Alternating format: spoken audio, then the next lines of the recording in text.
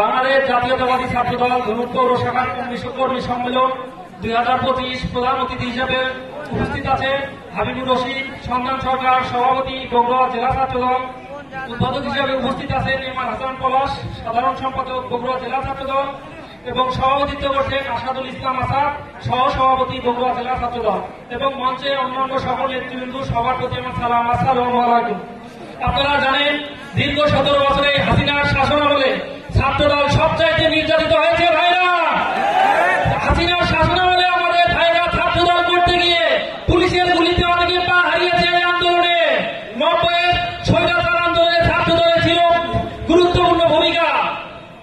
সবশেষ 2025-এ ছাত্র জনতার গণ অভ্যুত্থানের মাধ্যমে ছাত্রদলের দুঃসাহসী নেতৃত্বে হাসিনাকে পরাজিত করেছে ছাত্রদল। তাই সকলের প্রতি আমাদের উদাত্ত আহ্বান, দীর্ঘ 12 বছর পর আমাদের এই কমিটি হতে যাচ্ছে। আপনারা অত্যন্ত সুন্দর একটি কমিটি উপহার দিবেন। এই বক্তব্য বলে আমি আমার কথা শেষ করছি। আসসালামু আলাইকুম।